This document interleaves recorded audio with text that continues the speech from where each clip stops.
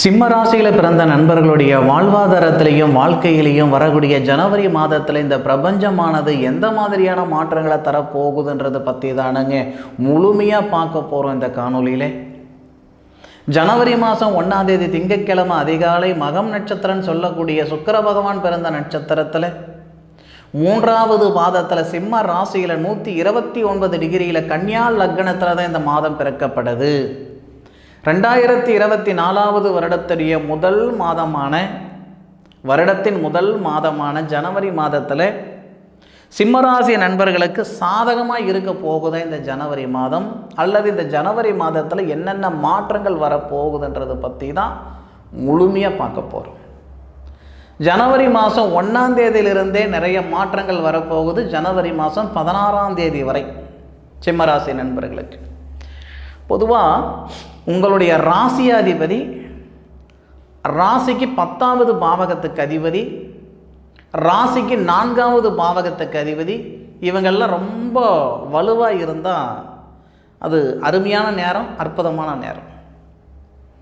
சிம்ம ராசியாதிபதி யாருன்னு கேட்டிங்கன்னா சூரிய பகவான். சிம்ம ராசிக்குரிய சிம்ம ராசி நண்பர்களுக்கு மட்டும்தான் ராசிநாதன் சூரியனாக வருவார். இப்படி மாற்றி சொல்லலாம், சிம்ம ராசிக்கு மட்டுமே சூரியன் வருவாருன்ட்டு. வேறு எந்த ராசிக்கும் சூரிய பகவான் ராசிநாதன் கிடையாது. ஏன்னா இப்போது சனி பகவானுக்கு 2 வீடு இருக்குது, சுக்கிர பகவானுக்கு 2 வீடு இருக்குது, புதனுக்கு 2 வீடு இருக்குது, குருவுக்கு 2 வீடு இருக்குது, செவ்வாவுக்கு 2 வீடு இருக்குது. ஆனால் இந்த சூரியனுக்கும் சந்திரனுக்கும் ஒரே ஒரு வீடு மட்டும்தான், ஒரு ராசி மட்டும்தான். ஐயா நான் மிதுன ராசியில் பிறந்திருக்கிறேனுங்க, உங்களுக்கும் புதன் வரும். கன்னி ராசியில் பிறந்திருக்கிறேனுங்க, உங்களுக்கும் புதன் தான் வரும். ஆனால் இந்த சிம்ம ராசிக்காரங்களுக்கு மட்டும்தான், சிம்ம ராசிக்கும் கடகராசிக்கும், அதுவும் ஸ்பெசிஃபிக்காக சிம்ம ராசிக்கு மட்டுமே சூரியனை ராசிநாதனாக வருவார். அந்த சூரிய பகவானை குரு பகவானுடைய பார்வைப்படக்கூடிய தருணத்தில் தான் இந்த மாதம் பிறக்கப்படுது. ஏற்கனவே குரு பகவான் உங்கள் ராசிக்கு 9வது பாவகத்தில் இருக்கார். 9வது பாவகத்திலிருந்து உங்கள் ராசி 5வது பார்வையை பார்த்துக்கிட்டு இருந்தார். ஆனால் ஜனவரி மாதம் 1ஆம் தேதியிலிருந்து ஜனவரி மாதம் 16ஆம் தேதி வரை உங்களுடைய ராசியாதிபதினு சொல்லக்கூடிய சூரிய பகவானையும் குரு பகவான் பார்க்குறார் 9வது பார்வையாக. ஏன்னா சூரியன்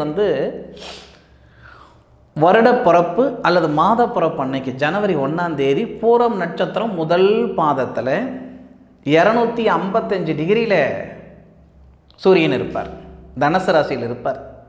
அப்போது குரு பகவானுடைய பார்வை 9வது பார்வையாக சூரியனையும் பார்க்குறாரு, சூரியனுடைய வீடான உங்களுடைய ராசியும் பார்க்குறாரு. புத்திர செல்வம் பெருகும். சிம்மராசியில் பிறந்தவங்க கல்யாணம் 10-12 வருஷம் ஆகுது, குழந்தை பாக்கியம் இல்லை, பார்க்காத வைத்தியம் இல்லை, பண்ணாத பரிகாரம் இல்லை, போகாத கோவில் குளம் இல்லை, எதை சாப்பிட்டா எங்கள் பித்தம் தெளிகின்ற அளவுக்கு இருக்கிறோம், எங்களுக்கு ஒரு புத்திர செல்வம் வராதா அப்படின்ட்டு ரொம்ப சிரமப்பட்டுக்கிட்டு இருக்கிறோம், மன அழுத்தத்தில் இருந்துக்கிட்டு இருக்கிறோம், சங்கடப்பட்டுட்டு இருந்தீங்கன்னா இந்த மாதம் உங்களுக்கான மாதம்தான். ஜனவரி மாதம் 16ஆம் தேதிக்குள்ளார 100% புத்திர வளர்ச்சி ஏற்படுத்தும். சார் குழந்தை போறக்காட்டி போயிட்டு போகுது, ஒரு குழந்தையாவது தத்தெடுத்துக்கிடலாம்னு இருக்கிறேனுங்க, அதுக்கு 2 வருஷமாக முயற்சி பண்ணிக்கிட்டு இருக்கிறேனுங்க, அது கூட நடக்க மாட்டேங்குதுங்க. 15 வருஷத்துக்கு முன்னுக்கு இருந்த மாதிரி இன்றைக்கி இல்லை. ஒரு குழந்தைய நம்ம தத்தெடுக்கணும்னா அது நிறைய ஃபார்மாலிட்டிஸ் இருக்குது. ஒரு குழந்தை கைக்கு சேரணும்னா 2 வருஷம் 3 வருஷம் சிரமப்பட வேண்டியதாக இருக்குதுங்க. அதுக்கும் நாங்கள் ரெடி ஆகிட்டோம், ஆனால் அதுவும் எங்களுக்கு இல்லைங்க அப்படின்னு சங்கடப்பட்டுட்டு இருந்தால் ஜனவரி 1லிருந்து ஜனவரி 16ஆம் தேதிக்குள்ளே புத்திர பாக்கியத்தில் இருக்கக்கூடிய சங்கடங்கள் நீங்கும். 90% உங்களுக்கு புத்திர வளர்ச்சி ஏற்பட்டுடும். மருத்துவ ரீதியாகவோ நார்மலாகவோ கண்டிப்பாக இந்த பிரபஞ்சம் உங்கள் மூலியமாகவே ஒரு புத்திர பாக்கியம் இந்த மண்ணுக்கு வரப்போகுது. ஒரு 10% நண்பர்களுக்கு கல்யாணம் ஆகிட்டு 15 வருஷம் ஆகுது, 16 வருஷம் ஆகுது, ஒரு குழந்தைய அடாப்ட் பண்ணிக்கலான்னு இருக்கிறோம் அப்படின்னா அதுக்கான வாய்ப்புகளும் இந்த தருணத்தில் ஏற்படும். என்ன ஆதாரம் அப்படின்னு கேட்டிங்கன்னா உங்கள் ராசியாதிபதி புத்திரஸ்தானத்தில் இருக்கார். புத்திரஸ்தானாதிபதி உங்கள் ராசியாதிபதியை பார்க்குறாரு. உங்கள் ராசியாதிபதி லாபஸ்தானத்தை பார்க்குறாரு. இந்த மாதிரி நிறைய விஷயங்கள் சொல்லலாங்க. ஜோதிடம் அப்படின்றது ஒரு கிரகம் இருக்கிற இடத்த மட்டும் வச்சு பலன் சொல்கிறது இல்லைங்க. அந்த கிரகம் வாங்கின நட்சத்திரம், அந்த நட்சத்திராதிபதி இருக்கக்கூடிய இடம், இவங்களை வச்சு தான் நம்ம முழுமையான ஒரு பலன்களை சொல்லிட முடியும். சிம்மராசி நண்பர்களுக்கு சத்தியமாக சொல்கிறேன், வர்ற ஜனவரி 1 ஜனவரி 16 வரை இது புத்திர வளர்ச்சிக்கு மட்டும் கிடையாது, சுய தொழில் செய்யணுன்ற ஆசைப்பட்டு இருக்கிற நண்பர்களுக்கு இது சிறப்பான ஒரு நேரம். ஏன்னா 10வது பாவகத்துக்கு அதிபதின்னு சொல்லக்கூடிய கிரகம் சுக்கிரன் சிம்மராசிக்கு. அந்த சுக்கிரன் 4வது பாவகத்தில் சுபஸ்தானத்தில்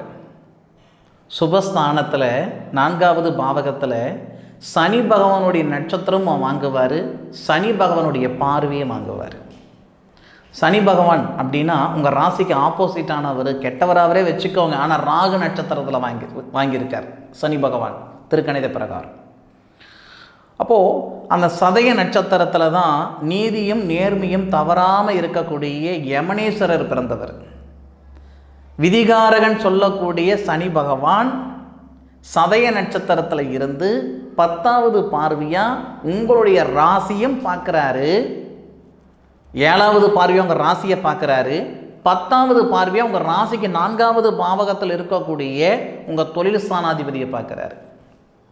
சுய தொழில் செய்கிறதுக்கு நல்ல நேரங்க, இல்லை இருக்கிற தொழில் விரிவுபடுத்துறதுக்கு இது நல்ல நேரங்க. வெளிநாட்டில் இருக்கிற நண்பர்களுக்கு பதவி உயர்வு ஜனவரி 16 மேலே ஒரு ரோலில் இருக்கிறீங்க, அந்த ரோலில் இருந்து அடுத்த ரோலுக்கு நீங்கள் போகிறதுக்கான வாய்ப்புகள், இல்லை வேலை வாய்ப்பே இல்லாமல் சங்கடப்பட்டுக்கிட்டு இருக்கிறீங்களா, உங்களுக்கு ஒரு வேலை வாய்ப்பு உருவாக்கி கொடுக்குற மாதிரி ஒரு சூழ்நிலைகளை உருவாக்கி கொடுத்துரும். ஜனவரி மாதம் 31க்குள்ளார நேர காலங்கள் ரொம்ப நல்ல விதமாக இருக்கிறது. ஜனவரி 1 ஜனவரி மாதம் 16 வரை 16 நாள் நமக்கு 100% பலன் கொடுக்கும். நல்லது நடக்கிறதுக்கு 16 நாள் தேவையில்லைங்க, 16 மணி நேரம் போதுமானது, அல்லது 16 நிமிஷம் போதுமானது இல்லையா? ஏதோ ஒரு வகையில் சிம்மராசி நண்பர்களுடைய ஆதங்கம் விலகப் போகுது, ஆசைகள் நிறைவேறப் போகுது, அடுத்த கட்டத்துக்கு பயணிக்கிறதுக்கான வாய்ப்புகள் தரப்போகுது. இந்த பிரபஞ்சம் பயன்படுத்திக்கிடுங்க. உங்கள் ராசியாதிபதி சுபஸ்தானாதிபதியோடு சேர்ந்துருக்கார். இதில் இன்னும் ஒரு ஸ்பெஷல் என்னன்னா, குரு பகவான் உங்கள் ராசியை பார்க்குறாரு, ராசிநாதனை பார்க்குறாருன்னு சொன்னேன். சனி பகவான் உங்கள் ராசியை பார்க்குறாரு, உங்கள் ராசிக்கு 10வது பாவகத்துக்கு அதிபதி சுக்கிரனை பார்க்குறாருன்னு சொன்னேன். இதில் இன்னொரு அதிசயம் என்னன்னா, சுபஸ்தானாதிபதின்னு சொல்லக்கூடிய கிரகம் செவ்வாய். சிம்மராசி நண்பர்களுக்கு சுபஸ்தானாதிபதி செவ்வாய். அந்த செவ்வாய் உங்கள் ராசிநாதனோட சேர்ந்து சூரிய மங்கள யோகமாக இருக்கார். சூரிய மங்கள யோகமாக வருஷம் முறை இருக்க போகிறாரா? கிடையாது. 15 நாள் ஜனவரி 1 ஜனவரி 15 வரைக்கும். அப்போது குருவுடைய வீட்டில் செவ்வாய் இருப்பார், செவ்வாயுடைய வீட்டில் குரு இருப்பார். அப்போ 2 பேரும் கிரக பரிவர்த்தனை யோகம் இருக்குது. அதுபோக சூரியனோட சேர்ந்து சூரிய மங்கள யோகமாக இருக்குது. அப்பேற்பட்ட தருணத்தில் குரு பகவானுடைய பார்வைப்படுறது சிறப்பு. திருமணம் ஆகாமல் சங்கடப்பட்டு இருக்கிறேனுங்க, 10 வருஷமாக வரன் பார்த்துக்கிட்டு இருக்கிறேன், முடியல, ஜனவரி பிறக்கட்டும், உங்களுடைய திருமண தடை நீங்குதான் இல்லையான்னு பாருங்கள். திருமணமாகி அம்மை மிதித்து அருந்ததி பார்த்து ஊர் உலகத்தெல்லாம் கூப்பிட்டு கல்யாணம் பண்ணுங்க, ஆசை 30 நாள் மோகம் 60 நாள்ன்ற மாதிரி அந்த பழமொழி சொன்ன மாதிரி ஆகிப்போச்சு. என் பொழப்பு ஆளுக்கு ஒரு பக்கம் பிரிஞ்சு கிடக்கும். எனக்கு என் பொண்டாட்டிக்கு சங்கடம் இல்லை, எனக்கு என் புருஷனுக்கு சங்கடம் கிடையாது, யாராலேயோ வந்த சங்கடம், நாங்கள் 2 பேருக்குள்ளார ப்ராப்ளம் பிரிவினைகள் இருக்குதுங்கன்னு சொன்னால் இந்த தருணத்தில் அந்த சங்கடங்கள் சரியாயிடும். இது கணவன் மனைவிக்கும் பொருந்தும், காதலர்களுக்கும் பொருந்தும். காசு பணம் சம்பாரிச்சா மட்டும் நிம்மதி வந்துருமா? கணவன் மனைவிக்குள்ளார நிம்மதி இல்லைன்னா காசு பணம் சம்பாரிச்சு என்ன பிரயோஜனம் சொல்லுங்கள் பார்க்கலாம். அப்போது இந்த தருணம் இந்த நேரம் என்ன செய்யுதுன்னா, கணவன் மனைவிக்குள்ளே இருக்கிற சங்கடம் சரியாக போகுது, மன அழுத்தம் சரியாக போகுது, காதலர்களுக்கு இடையிலே இருக்கக்கூடிய சங்கடங்கள் சரியாக போகுது, வேலை வாய்ப்பில் இருக்கிற சங்கடங்கள் சரியாக போகுது. சத்தியமாக இந்த மாதிரி அமைப்பு வர்றதுக்கு மறுபடியும் 12 வருஷம் ஆகும், பார்த்துக்கிடுங்க. ஏன்னா உங்கள் ராசிக்கு 9வது பாவகத்தில் இருக்கிற குரு உங்களை பார்க்கணும், உங்கள் ராசியாதிபதியை பார்க்கணும். 9வது பாவகத்துக்கு அதிபதி உங்கள் ராசியாதிபதியோட சேரணும், சூரிய மங்கள யோகம் வரணும். இதெல்லாம் 12 வருஷம் ஆகும் இந்த மாதிரி நேரம் மறுபடியும் வர்றதுக்கு. 12 வருஷம் கழிச்சு யார் இருக்கா யார் இல்லைன்னு யாருக்கும் தெரியல. 4 நாளைக்கு முன்னாடி நம்ம எதிர்பார்க்கல, இல்லை 2 நாளைக்கு முன்னாடி எதிர்பார்க்கல கேப்டன் நம்மளை விட்டு போவாருன்ட்டு, இல்லையா? எவ்வளையோ சங்கடத்தில் இருந்து மீண்டு வந்தார். இன்றைக்கி அவருடைய நிலைமை இப்படி ஆகிப்போச்சு.